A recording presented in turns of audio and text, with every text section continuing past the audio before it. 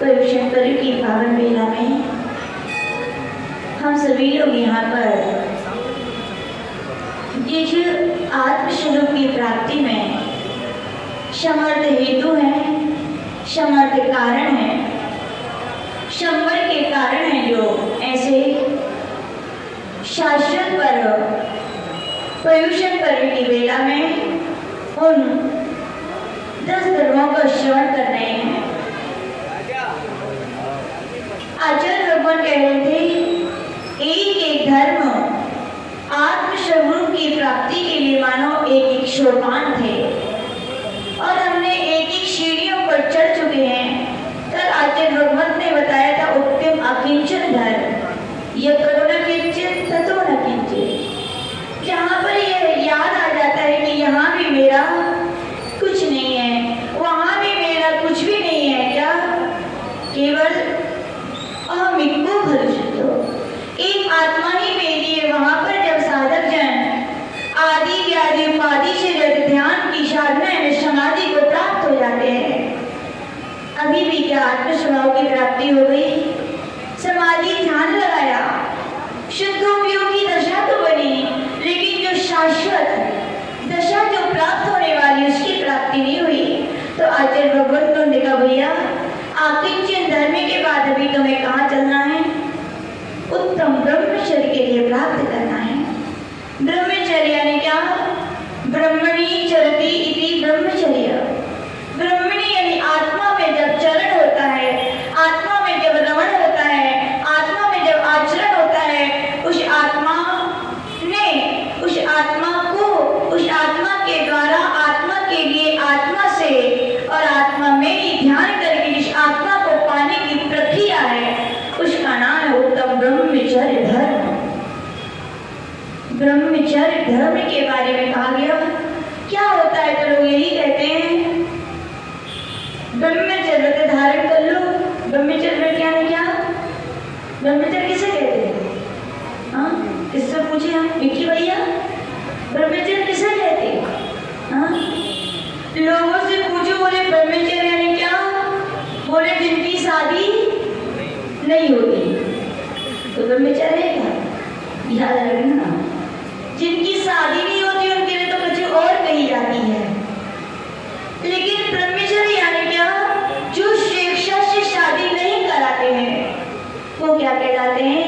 ब्रह्मचर्य व्रत कहलाता है। शादी ना हो तो मजबूरी है, कही मादरी का करें, लेकिन मिल रही है, हो रही है सारी, फिर भी क्या करना? शादी नहीं करना, वो कहलाता है ब्रह्मचर्य व्रत। और ऐसे ब्रह्मचर्य व्रत को धारण करने वाले चाहे युवक हो चाहे युवतियां हो, जब मोक्ष मार्ग पर प्रयाण करते हैं तो क्या महाव्रतों को अंगीकार करते हैं। किसको अंगीकार करते हैं?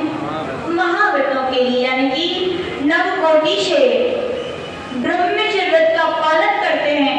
फिर ना मन ना वचन ना काय ना कृत ना कारित ना अनमोद ना 3 से 3 का गुणा करके नवकोटियां बनती हैं।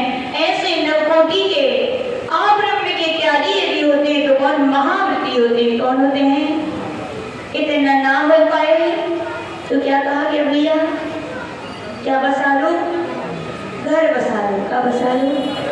लेकिन घर बसाना ही पड़ेगा, क्योंकि याद रखना जैन संस्कृति में 2 ही मार्ग है, एक योग का मार्ग और भोग, लेकिन भोग भी मर्यादित तरीके से कहा गया है, उसकी सीमाएं उसकी मर्यादाएं हैं। कहा गया भैया इस संस्कृति में जिसका जन्म हुआ है तो अपना कर्तव्य निभाना। कहा जाता है जिसकी खाओ उसकी बजाओ, तो आपका खाना सार्थक है। कहा गया श्रवण संस्कृति में उत्पन्न नहीं हुए हो तो तुम्हारा कर्तव्य श्रवण संस्कृति परंपरा को आगे विकसित करना, यानी कि क्या? श्रवण बन करके श्रवण संस्कृति को क्या करना? ग्रंथिगत करना। इतनी शक्ति ना हो तो कहा गया भैया श्रवण संस्कृति की रक्षा करते हुए गृहस्थ जीवन यापन करना। क्या करना? गृहस्थ जीवन यापन करके भोग भी भोगना, लेकिन मोक्ष पुरुषार्थ धर्म पुरुषार्थ को याद रखते हुए भोगना। धर्म पुरुषार्थ ही रहेगा तो कहा गया जो आपसे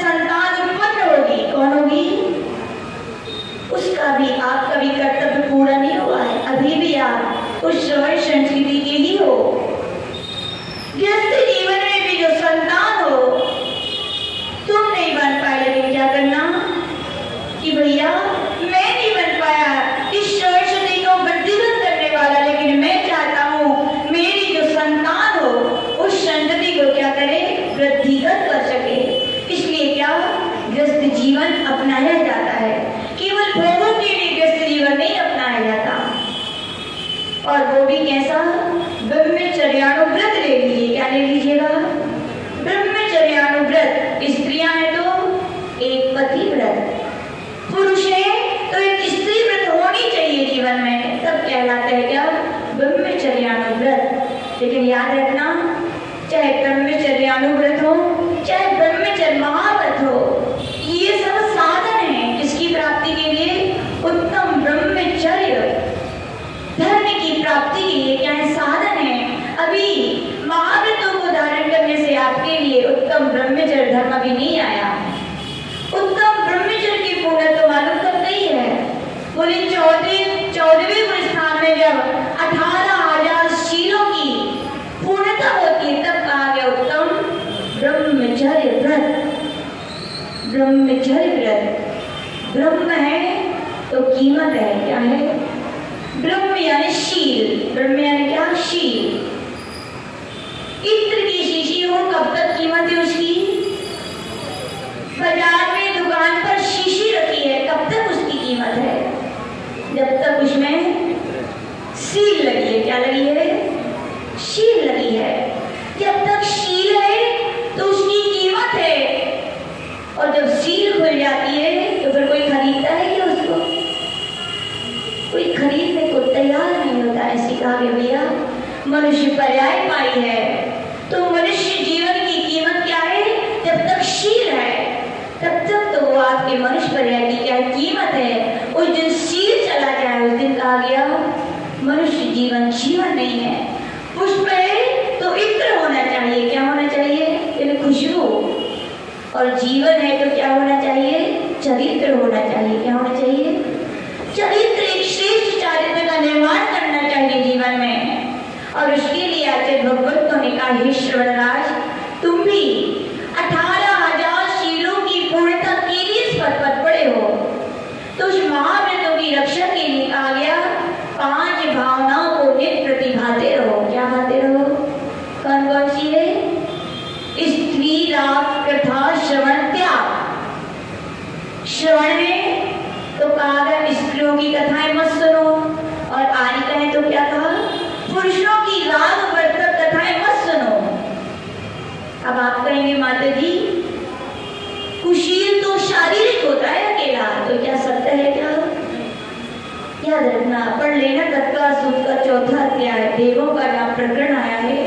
वहां कहा गया क्या? काय प्रविचारा ऐशाना, शरीर का जैसे मनुष्यों की मैथुन सेवन होता है, कुशील होता है, वैसा तो केवल ऐशान स्वर्ग तक आ गया। कहां तक आ गया? लेकिन क्या उसके आगे क्या काम सेवन का निषेध कर दिया? तो नहीं किया। बोले वहां भी है, शारीरिक नहीं है, लेकिन कौन सा है? स्पर्श, रूप, शब्द, मना प्रविचारा शेषा। ऊपर के देवों में 16वें स्वर्ग तक क्रमशः किन्हीं देव यदि अपनी स्त्रियों का देवियों का स्पर्श करते हैं तो कहा जाए उनकी समाप्त हो जाती है वासनाएं।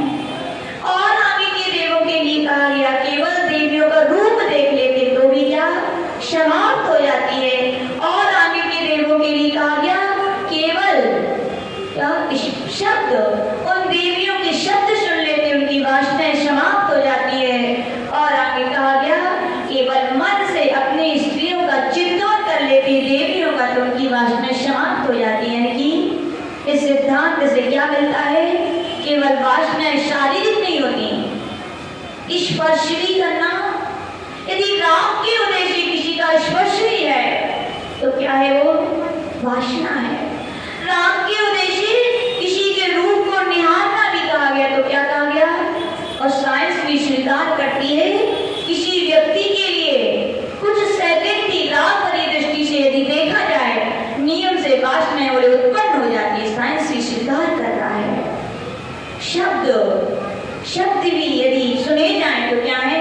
वासनाएं हो जाती। इसीलिए कहा गया तो स्त्री राग कथा श्रवण त्याग शब्द है। क्या है? स्त्रियों की राग वर्तक कथाएं भी मत सुनो। तुम सुनी थी क्या किसी ने? बताओ। आपको याद होगा सती अंजना की कहानी याद होगी। क्यों पवनंजय उनसे बताओ रूठ गए थे, क्या बात थी बताओ?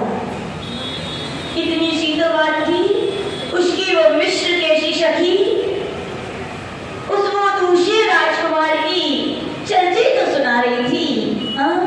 और वो अंजना यद्यपि मन में विकार नहीं था, उसके प्रति राजकुमार के प्रति, अन्य राजकुमार के प्रति राग नहीं था, फिर भी केवल सुन रही थी। क्या कर रही थी? सुन रही थी मुस्कुरा मुस्कुरा के। किसने देख लिया था ये? पवनेन्द्र ने देख लिया कि मेरी स्त्री होने वाली है, पर पुरुष की राग भरी कथाएं को सुनकर प्रसन्न हो रही। देख लो उसका फल क्या मिला। क्या मिला? 22 वर्षों का वियोग सहना पड़ा।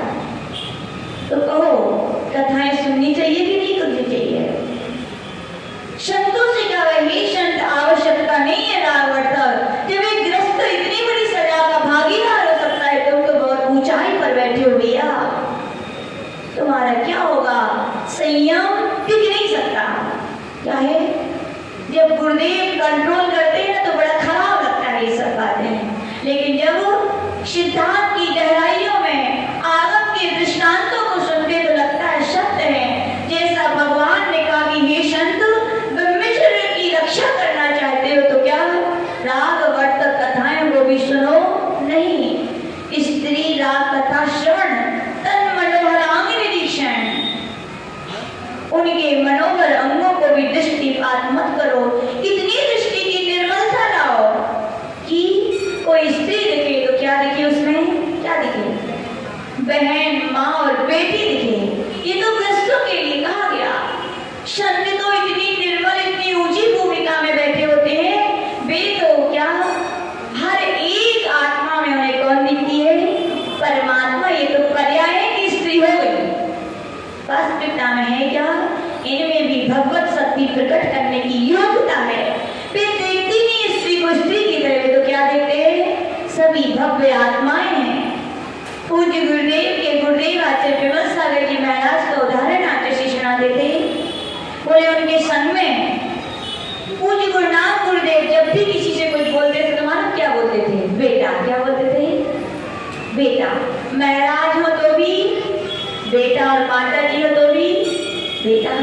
आचार्य जी सुनाते हैं, बोले जब मेरी नई मुनि दीक्षा हुई, मैं संग में जब गए तो गुरुदेव महाराज से बेटा बोले और माता जी से भी बेटा बोले। तो मुझे थोड़ा लगा कि ऐसा कैसे? बोले माता जी तो क्या बोलना चाहिए? बेटी बोलना चाहिए। बोले मन में जिज्ञासा हो गई, प्रश्न हो गई, लेकिन समाधान नहीं मिला। एक दिन गुरुदेव पूज्य गुरुनाथ गुरुदेव प्रसन्न चित्त बैठे थे। कैसे बैठे थे? याद रखना, कभी किसी संतों के पास जाओ कोई जिज्ञासा लेकर तो पहले देख लियो कैसे बैठे हैं।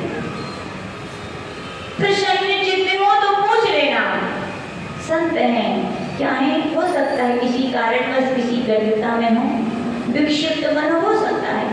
तो कहा गया एक दिन गुरुनाथ गुरुदेव विमल सागर जी महाराज बड़े प्रसन्न चित्त होकर बैठे थे।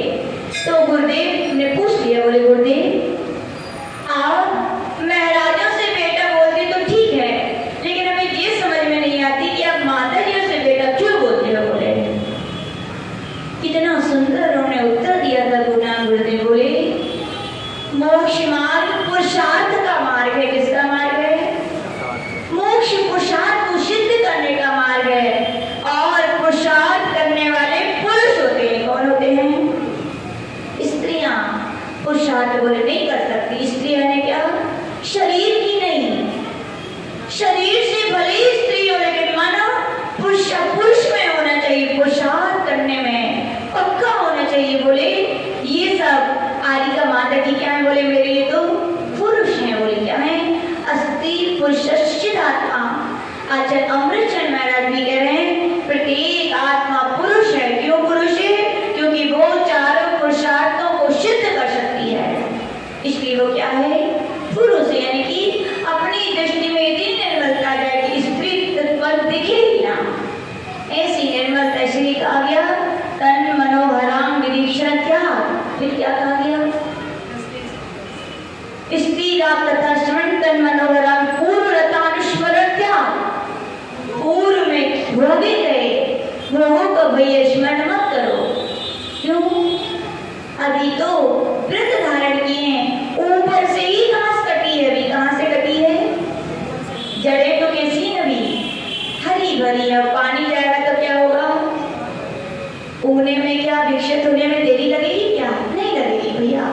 पूर्व की बातें याद करना, यानी कि पुनः उन्हें काटी गई जो जड़ें अभी उनमें पानी देना, फिर से वो विकसित हो जाएंगी। आपका व्रत रहेंगे क्या? 12 वर्ष भी बीत जाएंगे किसकी तरह?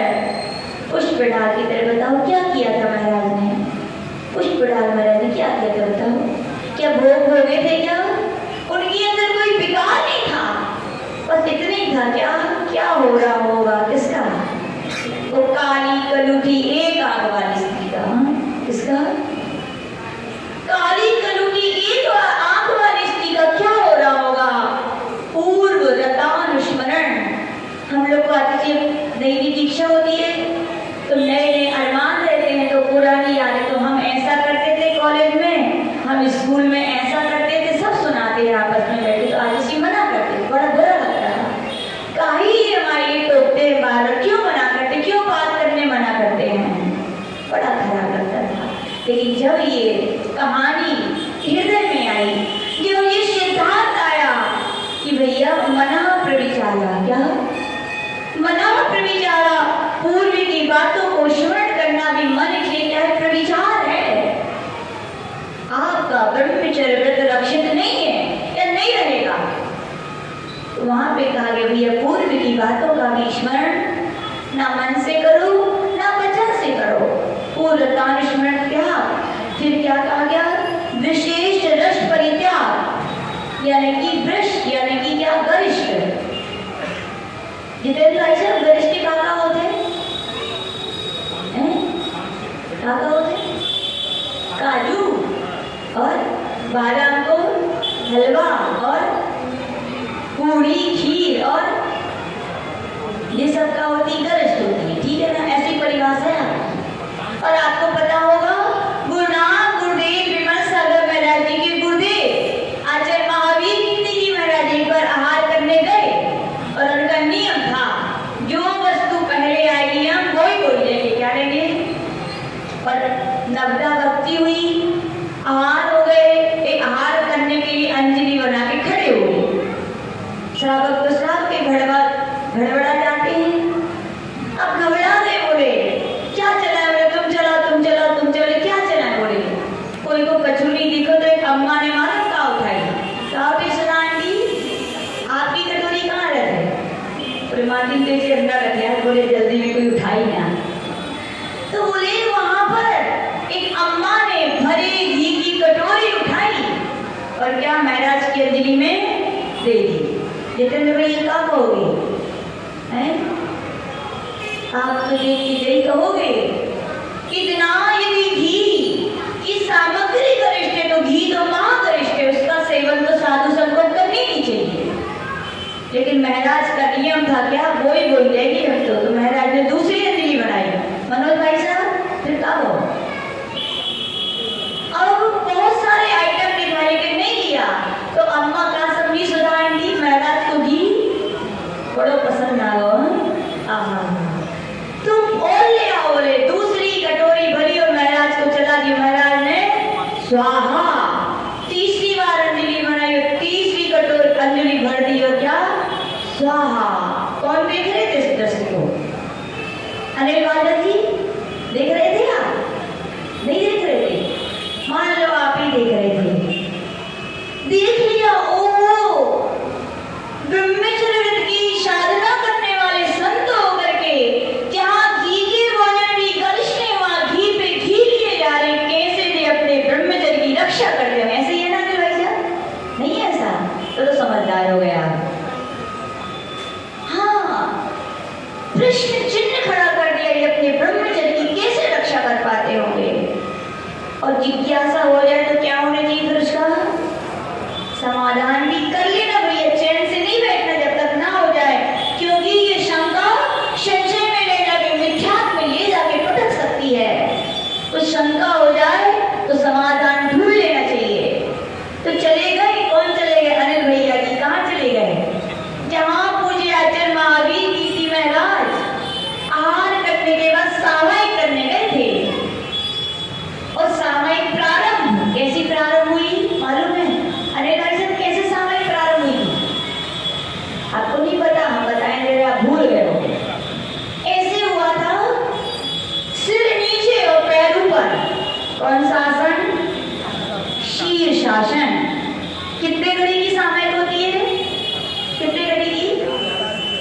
2 घड़ी जघन्य सामयिक 48 मिनट।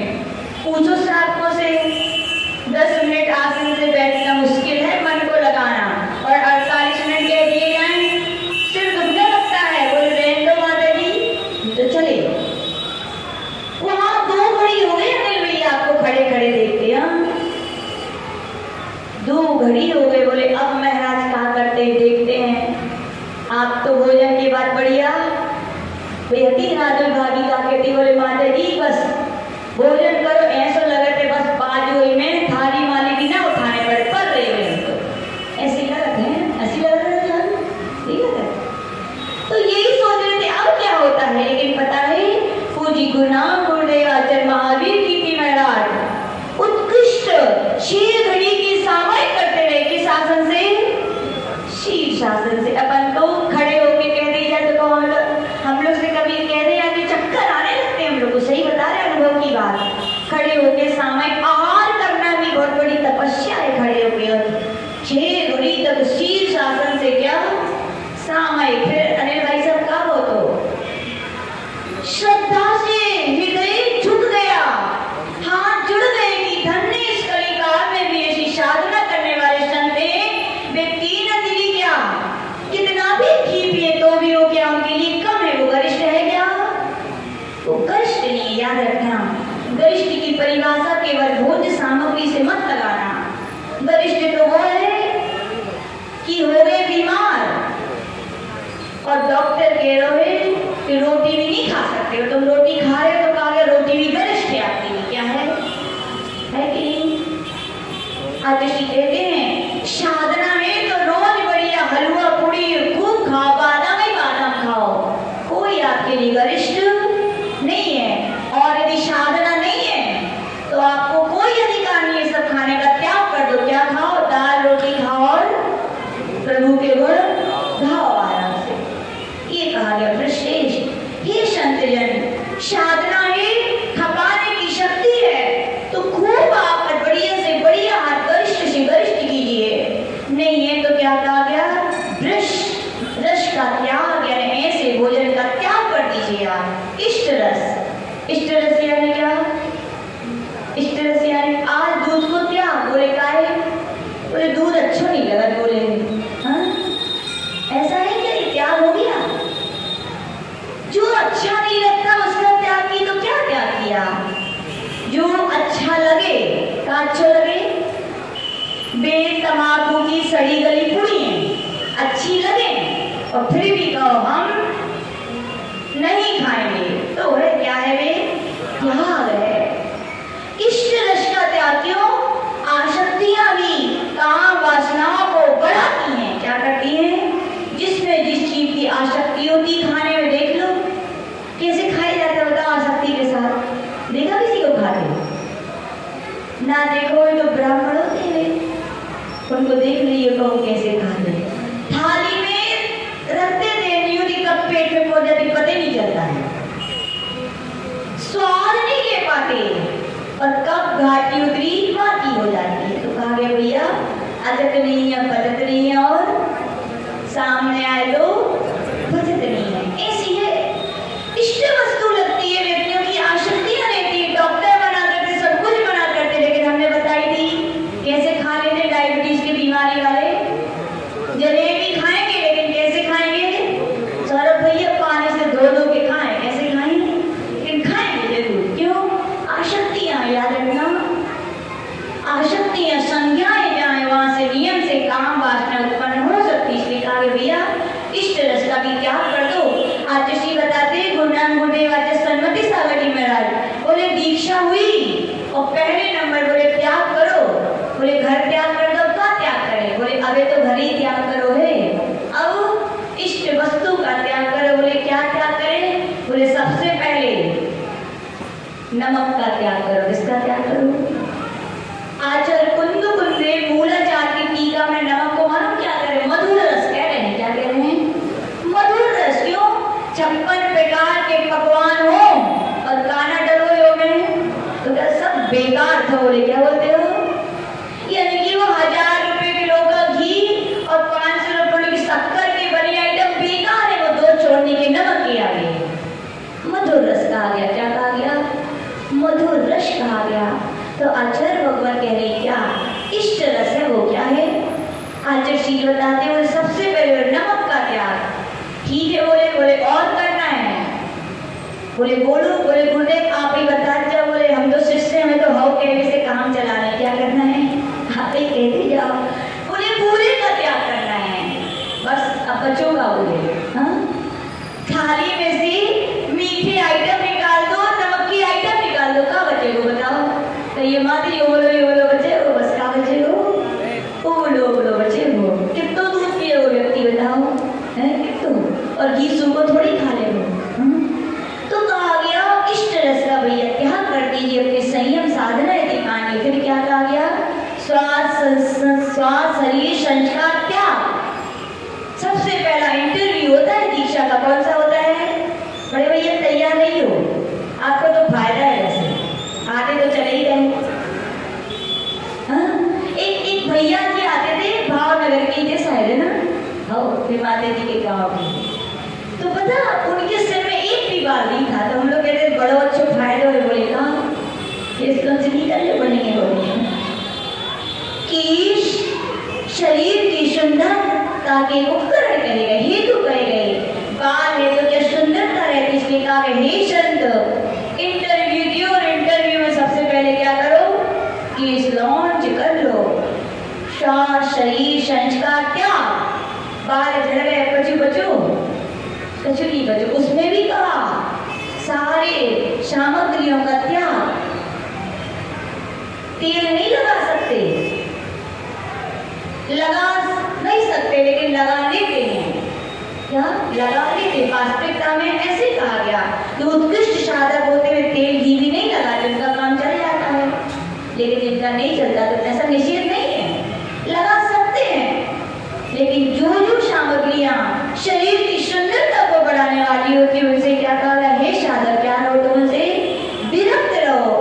शरीर की सुंदरता भी कहा गया अशाता वेदनीय कर्म का बंद कराती है। यदि आप सोचें कि हम बहुत स्मार्ट दिखे, लोग हमें देख के खुश हों, हमसे आकर्षित हो, हमारे भक्त बन जाए, तो आचार्य श्री बोल रहे हैं ये भी आप अशाता वेदनीय कर्म मान रहे हो। क्या मान रहे हो?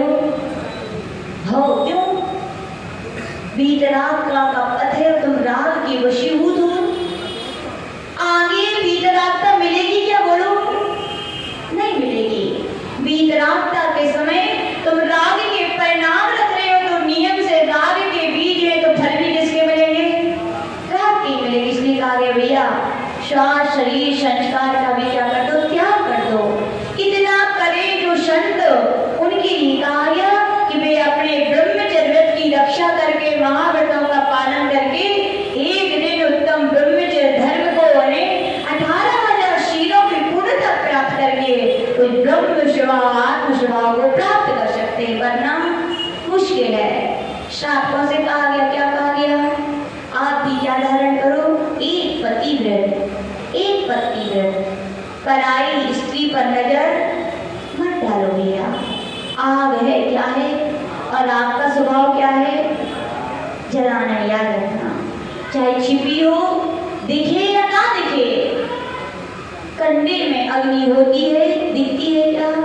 तो क्या जलाती नहीं है? क्या उठा के देख लेना कभी। पराई स्त्री राख की तरह कही गई, कभी मन से वचन से काय से कभी उसके लिए भावना भी नहीं करना। अपनी पत्नी में क्या रहना? संतुष्ट रहना। अपने पति में संतुष्ट रहना, तो शील बना रहेगा। क्या बना रहेगा? शील। याद रखना, ग्रंथों में आचार्य श्री बताते हैं कितनी भी व्रत कर लेना, तप कर लेना, बड़ी बड़ी साधना कर लेना, लेकिन शील नहीं है स्त्रियों के पास, तो सारे व्रत क्या है? जीरो है। क्या है? जीरो है। शील यानी बाढ़ है। बाढ़ कब लगाई जाती, क्यों लगाई जाती बताओ? बाढ़ तब लगाई जाती है जब खेत में अनाज आ जाता है, उसकी रक्षा के लिए। शील भी तभी धारण किया जाता है कि हमने व्रत लिए, संयम लिए, उनकी रक्षा हो सके। यदि बाढ़ ही ना हो तो क्या रक्षा हो पाएगी? तो है ही नहीं है, मुश्किल है। तो कहा गया भैया क्या प्रयास करो? शील। यूं कहा गया ऐसा शील होना चाहिए किसकी तरह?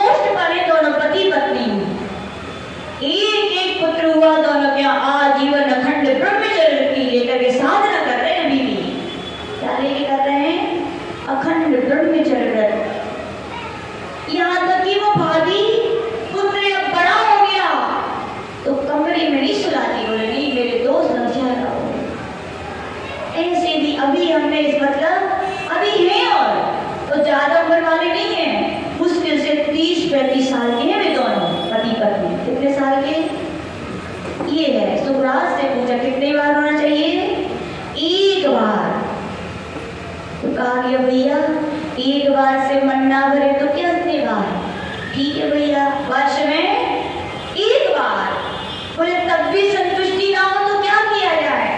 तो कहा गया भैया महीने में एक बार। बोले तब भी ना हो तो कहा गया कफन ओढ़ के बोले सो जाना चाहिए। क्या होना चाहिए? हाँ सही है ये, क्या कफन ओढ़ के सो जाना चाहिए। बार बार भोग लोग के घर गए गए। क्या कहे गए? लोगों के घर गए गए, ऐसे कहा गया। तो आचार्य रोमन कह रहे क्या ब्रह्मचर्यानुव्रत लिया है तो क्या उसका क्या होना चाहिए? पालन हो जाना चाहिए। श्रवण संस्कृति की रक्षा के लिए अपने पुत्र पुत्रियों के लिए संस्कार देने चाहिए। कैसे संस्कार देने चाहिए? कि भैया आप उस पुत्री को बोलना चाहिए हे पुत्री तुम उस श्रवण संस्कृति में उत्पन्न नहीं हुई हो जहां पर ब्राह्मणी और सुंदरी जैसी पुत्रियां हुई हैं। कौन हुई हैं? जिन्होंने अपने पिता की आन बान और शान के लिए शादी नहीं की, विवाह का त्याग कर दिया। पर आज की पुत्रियां क्या कर रही हैं? बोलो क्या हो रहा है? आज बहाते हैं माँ बाप आके कि माता जी क्या करें। बोले खूब समझा लिया, खूब बुझा लिया, नहीं मान रहे हैं। क्योंकि ऐसे पुत्रियों को पुत्रियां हैं वे तो कहेंगे जो अपने स्वार्थ लौकिक थोड़े से सुख के लिए एक माता की पिता की आन बान शान को गिरा रहे हैं। अरे भैया अपने समाज को, अपने परिवार की और अपने धर्म की रक्षा करने के लिए तुम्हारे माँ बाप ने तुम्हें उत्पन्न किया है। किसके लिए उत्पन्न किया है? श्रवण संस्कृति की तुम रक्षा कर सको। हंसी की बात नहीं, सत्य है ये। आगम के ग्रंथों को पढ़ो, इसीलिए कहा गया है कि श्रवण संस्कृति प्रथुगत होती रहे। और लड़कियां हे पुत्रियों आचसी कहते हैं ये विवाह की परंपरा अपनी प्राचीन शाश्वत परंपरा है कि भैया योग के मार्ग पे ना हो तो भोग पे मार्ग पे जाओ, लेकिन कैसे जाओ? समाज की, परिवार की, धर्म की मर्यादाओं को बंधन में बंधे हुए उनको तोड़ करके आपके लिए विवाह की अनुमति नहीं दी गई। हमारे भारतीय संस्कृति इतनी श्रेष्ठ संस्कृति रही है, पता है? रोम में सन 498 के पूर्व, ईसा पूर्व कितना? 498 के पूर्व रोम में एक वैलेंटाइन नाम के संत हुए। आप लोग वैलेंटाइन डे मनाते हो? कौन से दिन मनाते हो? 14 फरवरी। कहाँ से शुरू हुआ? कभी सोचा आपने? याद रखना कोई भी पर्व, कोई भी त्योहार यूं ही नहीं, उनसे कोई ना कोई घटनाएं जुड़ी होती हैं। जो रोम के एक प्रसिद्ध संत वैलेंटाइन, उनका नाम था, किनका नाम था? एक संत का नाम था। क्या नाम था? वैलेंटाइन। उन संत ने देखा स्त्रियों का शोषण हो रहा है, यानी कि पुरुष स्त्री अपने कर्तव्यों के भाग रहे हैं, भोग की ओर भाग रहे हैं। और भोग का फल तो रोग है, अशांति है। और सारा देश अशांति कलह की अग्नि में झुलस रहा है। तब उनने भारतीय संस्कृति के ग्रंथों को पढ़ करके, किसके ग्रंथों को पढ़ करके? भारतीय संस्कृति के ग्रंथों को पढ़ करके उनकी संस्कृति में से विवाह की परंपरा को छाटा और अपने रोम में क्या किया? उसका स्थापित की। तब से वहां पर भी क्या? विवाह की परंपरा शुरू हो गई और जो अशांति थी वो शांति में बदलने लगी। लेकिन दुनिया में जब जब अच्छे लोग होते हैं तो उनका विरोध करने वाले भी अनेकों खड़े रहते हैं। कितने खड़े रहते हैं? अनेकों। क्योंकि दुनिया में अच्छाई के मार्ग पे चलने वाले, चलाने वाले कम होते हैं और गिरने और गिराने वाले ज्यादा होते हैं। कहा गया वहां का राजा था क्लोडियस, क्या नाम था? उसने देखा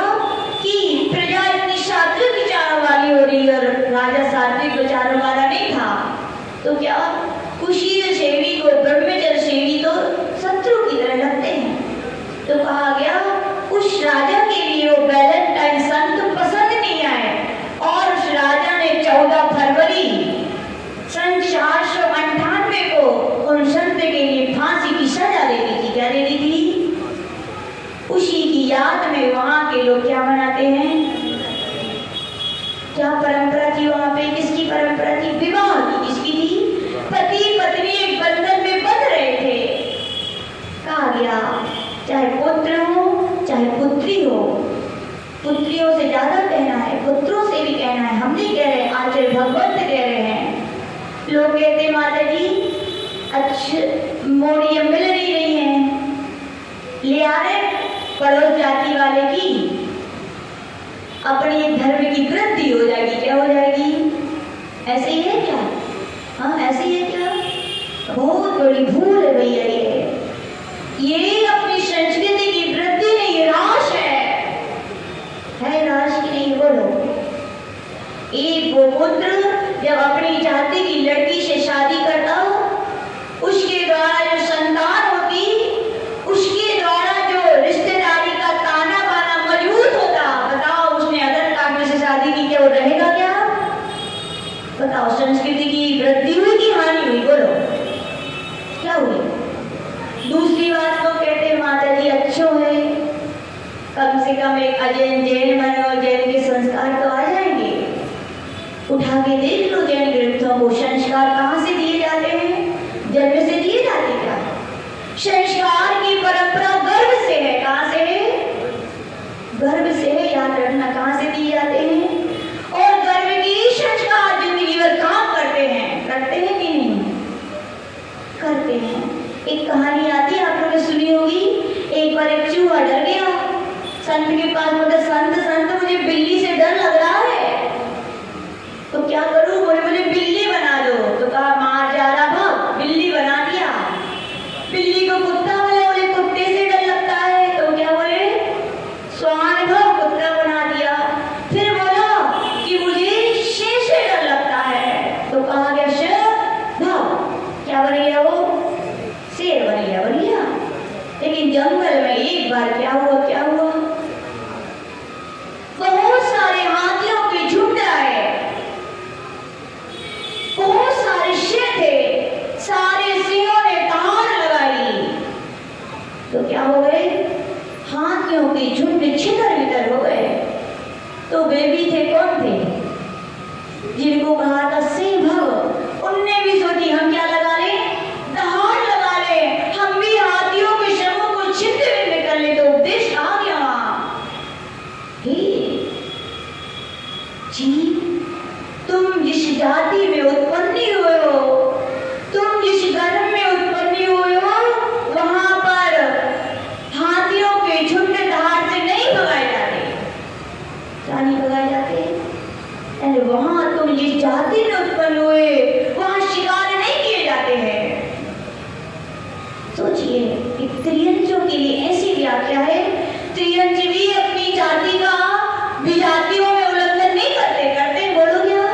बोलो करते हैं। और कर दे तो हमने पिछले बार प्रवचन में सुनाई थी, किसी को याद हो? सुनाई थी। पूज्याचार्य विमल सागर जी महाराज कहते थे एक घोड़ा होए और दूसरी क्या हो? गधी। क्या हो? बुरी लगेगी लेकिन बुरा मत माना, सही है। एक घोड़े और एक गधी का यदि संपर्क हो जाए तो उत्पन्न होने वाली संतान क्या कहलाती है भैया? बताओ किस जाति की रही वो? क्या गधे जाति की रही कि घोड़े जाति की रही? बोलो किसकी रही? किसी जाति, दोनों जातियों को उल्लंघन हो गया।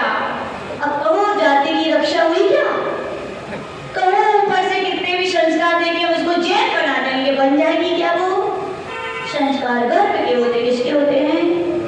समोह श्रेणी में भी देखो 4 प्रकार के देव होते हैं, सबकी देवियां होती हैं, लेकिन वहां भवनवासी देव अपनी नियोजित ही देवी को ले जाते, भवनवासियों की देवियों को नहीं ला पाते। कोठी भी अलग अलग हैं, सबके जाति की व्यवस्थाएं भैया अनादिकालीन है, अभी वर्तमान की नहीं है। लोग सोच रहे हैं क्या करें, मिलते नहीं हैं। अरे भैया मिलते नहीं है तो एक बार तुम नहीं करोगे तो क्या हो जाएगा? एक भाव ही तो तुम्हारा हो, लेकिन तुमने कर ली, मिथ्यात्व का सेवन किया। याद रखना, जैन धर्म को ठुकरा के अन्य विजाति को अपनाया है, तरस जाओगे आगे, जैन कुल मिलने वाला नहीं है। सत्य है ये। लड़कियां बोले पढ़ाई करती है, क्या करती हैं? तो क्या करें, वहां मिल जाते हैं आपस में तो शादी हो जाती है। मना करते हैं, मानती नहीं है। सोचोगे बेटियां कैसे छायादार वृक्ष की तरह वो पिता की छाया रहती है। क्या रहती है? बड़ी शीतल छाया होती है कि नहीं? पिता की छाया कितना चाहते हैं वो पिता के लिए, चाहते हैं कि नहीं? आगम के ग्रंथों को भी पढ़ के उठा के देख लेना, पिता पुत्रियों से बहुत प्रेम रहता है, वात्सल रहता है उनका, लाड प्यार से उनके लिए पालते हैं। पिता एक बट वृक्ष की तरह करेंगे जिनकी छाया में बेटियां पलती हैं कि नहीं? वो माँ अपनी ममता का निर्जन वात्सल्य नीर संस्कारों का ज्ञान रूपी जल देती है कि नहीं? लेकिन कौन सी माँ दे पाएगी? सच्ची माँ। यदि माताएं बचपन से संस्कार देने लगे तो आज ये दिन नहीं आए, नहीं दे पाते सही मायने में। तो माँ की उन बेटियों से कहना चाहिए कि माँ ने संस्कार दिए, उस बट वृक्ष के वो दादी दादा और नानी नाना की गोद में तुम झूले की तरह झूली हो कि नहीं? कितना प्रेम पाया है तुमने। वो प्लास्टिक के खेल खिलौने में ठीक है, छोटे छोटे भैया और बहन चेतन खिलौने होते हैं जिनके साथ तुम खेली हो कि नहीं? खेली हो। उस समाज के बीच तुम रही हो, वे तुम्हारे रक्षक हैं कि नहीं? बताओ, जब एक जैन धर्म में जाति विवाह होता है तो कुछ होता है तो सब आ जाते हैं कि नहीं? रक्षा करने, सुख दुख में बांटने आ जाते हैं। कहा गया वे तुम्हारे रक्षक है। क्या है? रक्षक हैं। तुम्हें तो चाहिए था उन प्रेम के वृक्ष को, प्रेम की ममता को, प्रेम के खिलौने को, प्रेम के झूले को, उस संस्कारों को मर्यादाओं के प्रेम में ही बांट देना चाहिए था, है ना? निछावर कर। लेकिन तुमने क्या करते हैं? थोड़े से केवल प्रेम थोड़ी हो, वासना कहते हैं हम लोग। क्या कही जाती है? वो वासना है। प्रेम तो प्रेम है बोले वो तो पिता और माता पिता के ऊपर निर्भर करता है कि नहीं? सोचिए, जो माता पिता जिंदगी भर तुम्हें पढ़ाएं लिखाएं, वो क्या तुम्हारी हित की नहीं सोचेंगे? आते जी तो कहते पता कैसे भी काली करुटी भी मोड़ी हुए, कैसे भी मोड़ी हो, लेकिन अपने पिता के लिए तो राजकुमारी से बोले कम नहीं होती है क्या? बोलो। और कैसा भी पुत्र हो, लेकिन अपने माता पिता के लिए राजकुमार से वो कम नहीं होता। उनकी इतनी विशाल निर्मल दृष्टि है। और तुमने क्या कीमत की? बोलो, क्या कीमत की? तुमने याद रखना, एक माता पिता का दिल नहीं दुखाया है, सारे समाज का नाश किया है। परिवार को तो तोड़ा है, समाज को तोड़ा है। और समाज को तोड़ना यानी धर्म संस्कृति को तोड़ना है कि नहीं? बोलो। समाज से ही तो संस्कृति जुड़ी है। बोलो, समाज यदि नहीं रहेगी तो संस्कृति की रक्षा हो पाएगी क्या? नहीं हो पाएगी। तो याद रखना, चाहे बाहर पढ़ने जाओ, हम तो कहते क्या जा सकता है आपको, याद रखना स्त्री पर्याय है, पराधीनता की है कि नहीं? शास्त्रों में पढ़ के देख लो, स्त्री पर्याय पराधीन है। और पराधीन व्यक्ति को बंधन में ही रहना चाहिए, रखना चाहिए। और वो बंधन नहीं, याद रखना, वो बंधन स्त्री पर्याय से छुड़ाने वाले बंधन है। कैसे हैं? स्त्री यदि बंधन में ना रहे तो शील सुरक्षित नहीं रहने वाला। सही है ये? देख लो आप लोग, थोड़ी पिता छूट देते तो देख लो कितनी हो रही है, कितने सारे केस सुनने में आ रहे हैं। पति छूट देते तो भी केस सुनने में आते हैं। हम लोग तक के लिए आर्य का पद पर भी है तो भी, मुनियों के लिए तो कहा गया उत्कृष्ट शयन हो तो एकल भी चतुर्थ काल में जिन कल्पी मुनि में राज विहार कर सकते हैं। लेकिन आर्यों के लिए आगम की आज्ञा है 3, कम से कम 3 और ज्यादा से ज्यादा 40-50 60 जितनी हो तो कोई बात नहीं है। चाहे समूह में रहिए, शील की रक्षा समूह में रहकर, मर्यादा में रहकर ही होती है। और शील ही क्या है? स्त्रियों का आभूषण है। भैया लोग भी बहनों की रक्षा करते हैं कि नहीं? अपनी बहन तो रक्षा, और पराई हो तो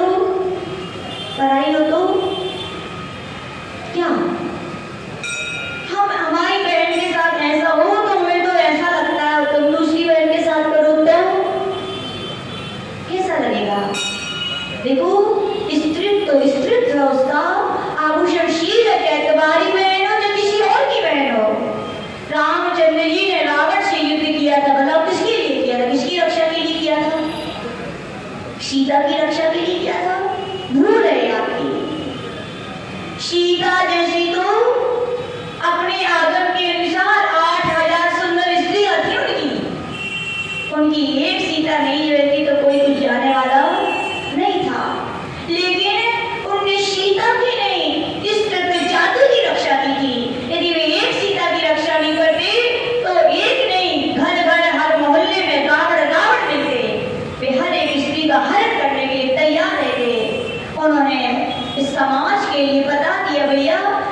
अपनी पत्नी की नहीं, इस जगत की रक्षा की है। तुम भी क्या करना, अपनी बहनें सो नहीं, किसी की भी बहन हो उसकी क्या करना, रक्षा करना भैया। ये क्या है, स्त्रीत्व की रक्षा का उपदेश किसमें दिया जाता है, ब्रह्मचर्य कृत में कहा जाता है। आज लड़कियां शादी कर ली, क्या कर ली, क्या किया आपने, उन माता पिता को मरण दो प्रकार का होता है कि नहीं। कैसे मरण किसे कहते हैं, एक वो मरण होता है कि जिस पर जाने के बाद दुनिया रोती है, और एक वो भी मरण होता है व्यक्ति सामने होता है दुनिया आंसू बहाती है, वो मरण है। यानी जिंदगी में कुछ ऐसे काम कर लो कि तुम्हारे माता पिता जिंदगी भर